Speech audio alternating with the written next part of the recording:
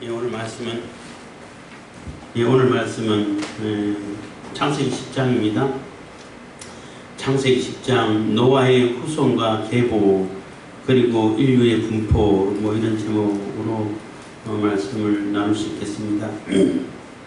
노아의 후손과 계보 그리고 노아의 후손 세 아들을 통해 가지고 온 인류가 분포되었다라는 그러한 내용입니다.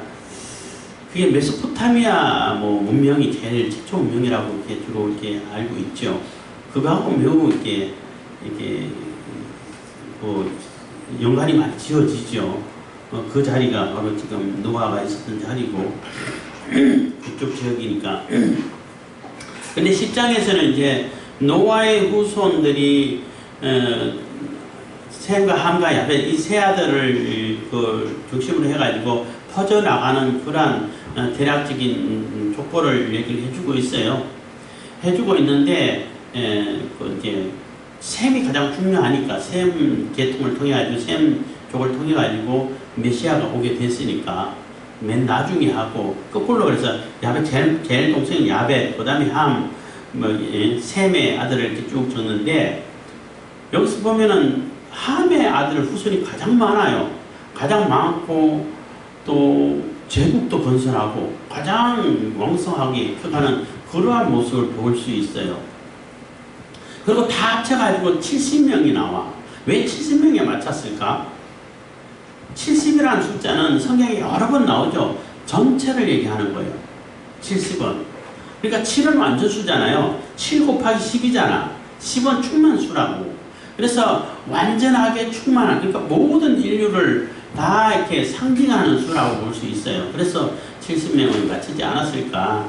이게 모세가 저작을 할 때에 그런 생각이 드는데, 특별히 이제 그 함의 후손, 니므롯 이스라엘 사람이 나가지고 굉장히 영웅적이고 용사고 하나님을 반역해서 니므롯이라는 얘기는 반역자라는 뜻인데 하나님 앞에라는 얘기는 하나님을 대항해서 반역했다는 뜻이 돼요. 근데 제국을 이루죠. 아수르 헬라란다. 아수르 바벨론 이런 제국을 건설하고 도시를 건설한 게 함의 자손이에요. 그러니까 노아가 분명히 그 족장선언이라고 그러죠. 족장선언은 예언과 같은 것인데 예언은 우리가 이 개념을 잘 정리하셔야 돼. 예언은 내가 이렇게 예언했기 때문에 그런 일이 일어나는 것이 아니고 그렇게 생각을 많이 하는데 내가 이렇게 예언했기 때문에 그렇게 될 거야 이렇게 생각 많이 하는데 그렇게 되는 게 아니라 그런 일이 있으니까 그렇게 얘기를 한다라고 보시면 돼요. 예수님께서 십자가를 지시고 그 모든 일들을 그러한 일들을 이미 이제 하나님께서 계획해 놓으셨기 때문에 거기에 대한 예언을 하고 또 정말로 눈으로 보는 것처럼 그림으로 보면서 글을 쓰는 것처럼 예언하는 것처럼 그렇게 예언했기 때문에 이렇게 행하는 것이 아니라 이렇게 되니까 이렇게 예언하는 거예요. 그런 개념을 가지셔야 돼. 노아의 홍수도 노아의 예언도 마찬가지. 족장선언이라고 그러죠. 족장선언은 어느 날 갑자기 기분 나빠가지고 너 이렇게 될 거야 이렇게 막 선언한 게 아니라 쭉 봐오다가 그 아이들의 성장이라든지 할 때 결국 그렇게 하면은 너는 이렇게 될 수밖에 없어 하는 얘기가 돼요. 그래서 셈은 하나님을 찬양하게 되고 셈을 통해서 메시아 오게 되고 하는데 함은 저주를 받았죠. 물론 특별히 함의 넷째 아들 가나안이 특별히 더 저주를 받았는데 저주받은 후손이 더 번성하고 잘 돼. 족보를 볼 때는 더 왕성해. 그게 무슨 의미입니까? 그래서 지난번에도 말씀드렸지만은 남의 약점을 가지고 그것을 이용해가지고 정치적으로 이용해먹고 그것을 희화해가지고 낄낄거리고 웃고 농담거리고 삼아가지고 그것을 이용하고 남을 그렇게 깎아내리고 짓밟고 이러면은 저주의 삶을 산다는 거예요. 그런데 세상에서는 그렇게 살면은 힘을 얻는 것 같고 돈을 버는 것 같죠. 특히 이제 조폭이라든지 이런 그 조직이라든지 세계에서는 다 그러잖아요. 남의 약점을 딱 잡아 떨어지고 그걸 이용하잖아. 그러면은 내가 세력을 얻고 돈도 얻고 권력도 얻고 이렇게 보이잖아요. 그래서 당장은 그렇게 보이는데 결국에 그게 저주받는 삶밖에 안 된다는 얘기가 되는 거예요. 저주받는 삶을 살 수밖에 없는 상황이다 라고 얘기를 하는 것이고, 특별히 가나안을 특별히 이렇게 그 지난 9장에서 이렇게 뽑아놓은 것은 지금 가나안 땅으로 가야 되잖아. 가나안 땅으로 가야가지고 이 죄가 관영하고 죄가 가득 차 있고 저주의 삶을 살 수밖에 없는 그러한 존재들을 다 쫓아내고 토해내는 그런 과정에서 그 땅을 얻어가니까 너희들도 그런 사람들 본받아서 그렇게 살면 안 돼 하는 그러한 그 교훈도 있기 때문에, 그것을 의미하는 바도 크게 있기 때문에 이스라엘 백성들에게 지금 출애굽해가지고 가나안을 향해서 가고 있잖아요. 가고 있는 상황에서 이 책을 쓰고 있단 말이에요. 그럼 너희들도 이 저주받은 삶을 살고 있는, 그렇지만 겉으로 볼 때는 왕성하고 힘 있는 것처럼 보이는 그 가나안 족속을 다 축출하고 다 참소를 하고 너희들은 그렇게 살면 안 돼 하는 그런 메시지가 들어있다는 겁니다. 그래서 뭐 이제 족보이기 때문에 뭐 굳이 다 읽을 필요는 없고, 뭐 그래도 없고 그 중요한 몇 가지만 아까 니무롯 얘기하고 뭐 셈의 후손 그 땅이 세상이 나눴다는 그 지역만 얘기를 하겠습니다. 그래서 1절 노아의 아들 셈과 함과 야베스 후에는 이러하니라. 홍수 후에 그들이 아들들을 낳았으니, 그래서 아들들을 낳았다니 아들을 중심으로 이제 족보가 이어져 가는데, 모든 낳은 사람 모두 다 기록됐다라고 생각할 필요는 없어요. 필요한 자들 썼다라고 하는데, 뭐 야벳은 뭐 더 짧고, 그 다음에 셈이 조금 야벳보다는 좀 많지만은 대부분의 함의 자손들이 거의 뭐 반 이상을 차지를 해요. 6절 함의 아들 구스와 미스라임과 붓과 가나안이요. 함의 아들은 구스의 아들은 스바와 하일라와 삽다와 라마와 삽드가요. 라마의 아들은 스바와 드단이며, 구스가 또 니무롯을 낳았으니 그는 세상에 처음 연결이라. 그래서 니무롯을 낳았는데 니무롯이 처음 뭐 굉장한 영웅과 같은 존재가 됐다는 거예요. 어떻게 영웅이 됐냐면은 뭐 거인족일 수도 있고 어쨌든 영웅이 됐는데, 그가 여호와 앞에서 특이한 사냥꾼이 되었으므로 속담에 이르기를 아무는 여호와 앞에 니므롯 같은 특이한 사냥꾼이로다 하더라 해서, 그 여호와 앞에서 특이한 사냥꾼이 됐다는 얘기는 여호와를 대항해서 하나님을 대적해가지고 반역을 해서, 니므롯이라는 뜻이 반역이라는 뜻이라고 합니다. 그래서 반역을 해서 아주 뭐 사냥꾼이 됐다는 얘기. 여기서 말하는 사냥꾼은 짐승 잡는 사냥꾼일까요? 짐승 잡는 사냥꾼이면은 특별히 이렇게 기록 안 했겠지요. 사람을 잡는 사냥꾼이겠죠. 그래서 많은 사람들을 잡아서 많은 사람들을 정복해가지고 제국을 이루는 거예요. 그래서 많은 사람, 이렇게 옛날에는 노예 노동으로 이 경제를 이끌어가고 나라를 이끌어가는 그러한 시스템이기 때문에 많은 사람들을 사냥해가 잡아가지고 노예 노동을 시켜야 되는 거거든. 그래야 부자로 아주 권력을 누리면서 살잖아요. 그래서 아마 여기서는 사람 사냥꾼, 그러니까 굉장히 정복자라고 말할 수 있죠. 우리 인간 세계에서는. 그래서 막 주변에 있는 나라들 다 정복하고 다 차지하고 이래서 제국을 이루는 그런 어마어마한 뭐 이렇게 업적을 남겼다고 말할 수 있어요. 세상 역사에 있어서는 굉장한 업적을 이뤘다고 볼 수 있는 거죠.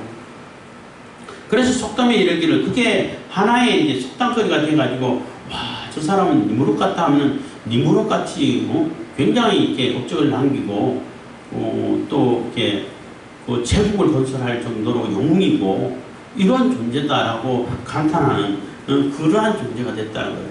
하나님 앞에 하나님을 대적해서. 그래서 하나님을 대적해서 살면은 세상 사람들이 볼 때는 굉장히 세력을 얻어가지고 사는 것 같은데 결국 그게 저주받는 삶이 된다는 겁니다. 하나님의 심판이 피해갈 수 없겠지요. 10절입니다. 그의 나라는 시날 땅의 바벨과 에렉과 아깝과 갈레에서 시작되었으며 그래서 그 나라들을 다 정복했다는 겁니다. 그가 그 땅에서 아수르로 나아가더니 아수르 그러니까 바벨 제국, 아수르 제국, 뭐 페르시아 제국 이런 제국들이 다 하함의 자손들이 세운 제국들이라고 볼 수 있는 거죠. 굉장히 어마어마한 세력을 펼치잖아요. 그가 그 땅에서 아수르로 나아가더니 니느웨와 르호보딜과 갈라와 및 니느웨와 갈라 사이에 레센 이는 큰 성이라 레센을 건축하였으며 그래서 니느웨와 갈라까지 그거는 가서 직접 자기가 건설했고 세웠고 나머지 그 앞에 거는 다 점령을 했고 이래서 굉장히 큰 제국을 만들었다고 볼 수 있는 거죠. 사람들이 볼 때는 니무롯이라는 사람 막 이름만 들어도 뭐 벌벌 떨 정도로 굉장한 용력을 가지고 있고 용사고 제국 건설자고 뭐 아무도 그 앞에서 대적할 수 있는 자가 없는 심지어 하나님까지 번역을 해가지고 이런 세력을 만들어냈다는 거예요. 그러니까 사람들이 볼 때는 함이 저주를 받아가지고 완전히 뭐 자손도 없이 솔솔솔 하다가 그냥 소멸돼버리는 이런 상태가 아니라 오히려 더 번성하고 더 왕성하고 더 큰 제국을 이루고 이런 모습이 보인다는 거죠. 그래서 그런 모습이 좋아서 자기들도 많은 사람들이 하나님을 거역하고 하나님을 반역하고 하나님을 떠나 살기를 바라고 그걸 돈 많이 버니까 어떤 세상적인 권력을 잡기 용이하니까 뭐 이렇게 생각할 수 있는데 결국 그게 심판받는 삶이고 저주받는 삶이 된다는 거예요. 그래서 그걸 부러워할 필요가 없다는 겁니다.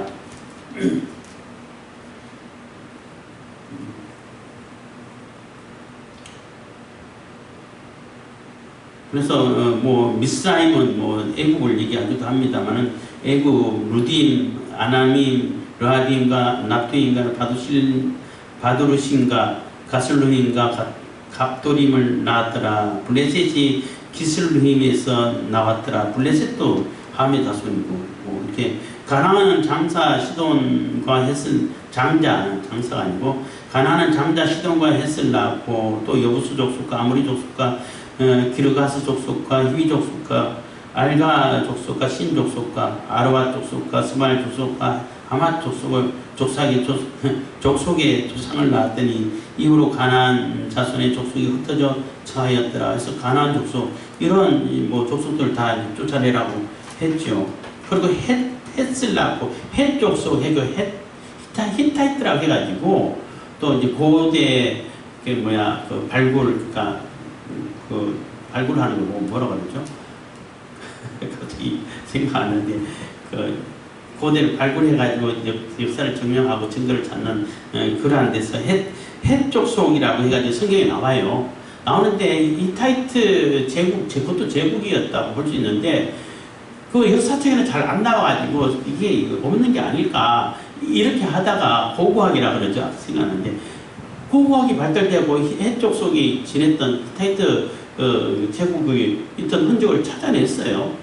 그래서 성경 얘기가 맞네 이렇게 되는 거예요. 그래서 고고학이 발달되고 과학이 발달되면 성경이 자꾸 증명된다고 그러잖아요. 성경에 말이 부정되는 것이 아니라 증명되는 거예요. 그래서 이 헷 족속도 가나안 족속의 가나안의 후손이에요. 굉장히 세력을 크게 만들고 세워가고 있었죠. 그렇지만 하나님 보실 때는 다 쫓아내야 되고 토해내야 되고 심판해야 되고 저주받아야 할 그러한 족속이라는 겁니다. 그래서 20절 이들은 함의 자손이라 각기 족속과 방언과 지방과 나라대로였더라. 그래서 족속과 방언들이 그래서 이 후손들을 통해서 온 사방 퍼져가는 그런 모습을 보여주는 거예요. 21절 셈은 에벨의 온 자손의 조상이요 야벳의 형이라. 그에게 또 자녀가 출생하였으니 셈의 아들은 엘람과 아수르와 아르박삭과 룻과 아람이요. 이제 여기서 아수르도 나오는데 막 섞여 있다고 볼 수 있는 거죠. 아람의 아들은 우스와 훌과 게델과 마스며 훌은 아브라함이 나온 족속하고 관계 있는 거죠. 아르박삭은 셀라를 낳았고 셀라는 에벨을 낳았으며 에벨은 두 아들을 낳고 하나의 이름은 벨렉시라 하였으니 그때 세상이 나뉘었으며 벨렉스의 아우의 이름은 욕단임에서 벨렉이라는 아이가 태어났을 때 그때 세상이 나눴다는 얘기예요. 이 세상이 나눠졌다는 얘기는 그때 바벨탑 사건이 일어났다고 보시면 돼요. 그러니까 어떤 사람은 10장에 이미 뭐 족속이 있고 방언이 다 있는데 11장에서는 그때 부음이 하나고 뭐 언어가 하나라 가지고 다 하는데 나중에 그때 헤어졌다 하는데 먼저 있었는데 또 어떻게 나눴다는 얘기는 어떻게 되냐 이렇게 질문하는 사람이 과거에 있었는데 그게 시간순으로 정해진 게 아니고 10장에서는 이렇게 퍼져가지고 각 족속을 이루고 각 방언을 이루고 갔다라는 얘기를 하는 거고 그 언어가 갈려지고 세상이 나눠지고 한 그 사건이 구체적으로 어떻게 됐냐 하는 것을 11장에 바벨탑 사건, 뭐 바벨 성읍 사건 뭐 이렇게 표현하는 겁니다. 바벨탑 사건이라 보편적으로 바벨탑 사건이라고 말하죠. 그 얘기를 하는데 그때가 그 셈의 후손 에벨의 두 아들 벨렉이 태어났을 때 그때 시점에 갈라지게 됐다라고 생각할 수 있는 거예요. 그래서 그때 바벨탑 사건이 있었다라고 볼 수 있는 것입니다. 그래서 쭉 나왔고 뭐 30절 그들의 거하는 곳은 메사에서부터 스발로 가는 길 동편산이었더라. 그래서 이 메소포타미아 그 문명이 셈족을 중심으로 이제 물론 노아의 뭐 아들 자녀를 중심으로 나왔겠지만 이렇게 발생되지 않았을까 뭐 이런 생각도 하는 겁니다. 31절 이들은 셈의 자손이라 그 족속과 방언과 지방과 나라대로였더라. 이들은 노아 자손의 족속들이요 그 세계와 나라대로라. 홍수 후에 이들에게서 땅의 열국 백성이 나뉘었더라. 그래서 홍수의 이 아들로 이렇게 시작해서 다 백성들이 나눠지고 온 세계에 인류가 분포되었다라고 얘기를 하고 있는 거예요. 그래서 지금 우리가 사는 그런 모든 인종들, 족속들은 다 노아의 아들의 후손이라고 볼 수 있죠. 노아는 아담의 후손이고 그래서 어떤 분은 뭐 한국 민족을 이렇게 고대사를 얘기하면서 당군을 강조하면서 당신은 기독교를 비판하는 그러한 그러한 의미라 그래야 되나? 하여튼 그러면서 당신은 한국 사람인데 그 당군의 자손이요, 아담의 자손이요 이렇게 질문하면 뭐라고 대답할 거냐고. 물론 이제 난 유튜브를 보다 보니까 그 사람에게 직접 대답은 안 했지만 혼자 대답했어요. 당군도 아담 자손입니다. 왜 아담 자손이냐 하면은 당군은 홍수 이후의 사람이잖아요. 아담은 홍수 이전의 사람이에요. 초고도 문명이 있는 홍수 이전의 사람이란 말이에요. 그렇기 때문에 모든 인류가 아담의 후손인데 그 한번 이렇게 지구가 리셋되고 노아에서부터 시작해서 노아의 후손이 되는 거죠. 그래서 당군도 노아의 후손이고 아마 당군도 셈족일 것 같아. 셈족일 것 같아. 그렇게 이해를 하시면 되겠습니다. 그래서 인류가 그렇게 퍼져간, 그래서 하나님 명령대로 온 사방에 온 땅에 인류가 분포돼가는 그런 모습을 이렇게 구체적으로 그려주고 있는 것이고, 그래서 그 족보를 써가고 있으면서도 그래서 70명을 굳이 맞춰가지고 얘기한 것은 모든 인류를 얘기하는 겁니다. 모든 민족, 모든 족속, 모든 인종을 다 포함해서 이렇게 퍼져갔다라고 우리가 이렇게 교훈을 받을 수 있고 이해를 할 수 있는 것이고, 그러면서도 함의 자손이 특별히 두각을 나타내면서 세상의 권력을 차지하고 권력을 행사해서 제국을 이루어가고 이런 모습을 볼 때에 저주받은 후손이 더 잘 되네 이렇게 생각할 수도 있는데, 결국은 그런 삶은 저주받고 하나님의 심판을 피할 수 없는 그러한 세상으로 갈 수밖에 없다는 거예요. 그래서 사람들이 볼 때는 뭐 굉장한 세력을 얻고 또 굉장한 뭐 이렇게 번성하고 부유하고 뭐 권력을 가지고 제국을 이뤄가지고 이렇게 오히려 더 뭐라 그럴까, 사람들 볼 때는 뭐 잘 나가는 형통한 이런 삶을 사는 것처럼 보이지만은 결국은 사람들을 압제하고 포획해가지고 잡아가고 노예로 삼고 약점을 이용해가지고 그것으로 그냥 자기의 정치적 목적을 채우려고 하고, 사람들이 약점을 이용해가지고 그것을 수치스러운 것을 가지고 막 우선거리를 삼고 그것을 이렇게 팔고 돈 버는 것으로 어떻게 하든 돈 버는 데 쓸 수 있을까? 이렇게 살면은 세상에서는 그렇게 살아야 돈 벌어요. 그렇잖아요. 굉장히 세상을 돈도 벌고 명예도 얻고 부도 얻고 권력도 얻는 것처럼 보이지만은 그거는 하나님의 심판을 피해갈 수 없는 저주의 삶이라는 얘기가 되는 거예요. 결국은 다 저주를 받죠. 바벨론도 하나님을 대적하는 성의 표상이 됐잖아요. 상징이 되어버렸잖아요. 아수르도 마찬가지입니다만 특별히 바벨론은. 그렇기 때문에 니무롯이 태어나가지고 아주 세상에 막 걸출한 영웅이 태어나가지고 온 세상 다 삼키는, 그래서 제국을 이루는 그 사람 보고 부러워할 것이 아니라 하나님을 찬양하고 하나님 앞에 쓰임받는, 하나님의 뜻을 이루어가는 그러한 셈족의 후손으로서의 삶을 살아가서 하나님을 찬양하는 그러한 삶이 복받는 삶이라는 거예요. 하나님의 복을 받고 하나님의 구원의 은혜를 입고 또 하나님과 영원한 천국에서 살 수 있는 이러한 삶을 사는 것이지, 지 마음대로 산다고 해가지고 좋은 게 아니라는 거예요. 당장 볼 때는 뭔가를 얻는 것처럼 보이지만. 그렇기 때문에 이 세상 사람들이 살아가는 그러한 방식으로 해가지고 내가 뭔가를 얻었다 한들, 권력을 얻고 돈을 얻고 정치판에서는 말도 안 되는 그런 짓거리를 많이 보잖아요. 그렇게 한들 그게 잠깐 내가 권력을 누리고 잠깐 뭔가를 누린 것처럼 보이지만은 결국에는 그거는 저주의 삶밖에 안 된다는 거예요. 결국은 그것은 하나님의 심판을 받을 수밖에 없는 그러한 존재들밖에 안 된다는 거예요. 그렇기 때문에 하나님께서 구원의 메시지를 주고 구원의 그 계보를 이어가서 구원의 손길을 펼치는데 우리가 참여하는 자들이 되어야 된다는 거죠. 그러니까 노아 홍수 이후에는 많은 사람들이 악하잖아. 그리고 노아 자손들 봐봐 다 악한 짓밖에 안 하잖아.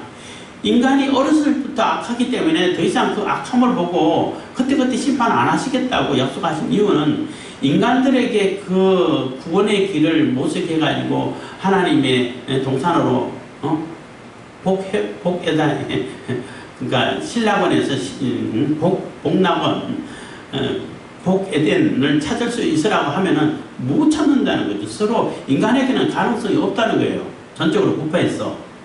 그래서 하나님께서는 은혜의 길을 새로 마련하겠다는 거예요. 그래서 셈의 계보를 통해 가지고 아브라함을 택하고 아브라함의 후손을 통해 가지고 예수 그리스도까지 해가지고 하나님이 주도해 가지고 따로 구원의 길을 마련하겠다는 거예요. 은혜의 길을.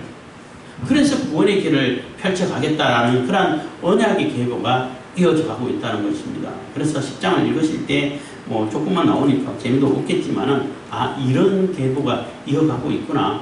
이러한 족보가 계속 하나님의 언약의 계보가 계속 이어져 가고 있고 하나님께서 특별히 하나님이 주관하셔서 마련하시는 거구나. 인간 스스로 못하니까. 이런 것을 다 교훈 삼을 수 있기를 바라겠습니다. 기도하겠습니다. 사랑해 주신 감사합니다. 이 시간에도 은혜와 복을 베푸신 감사드립니다.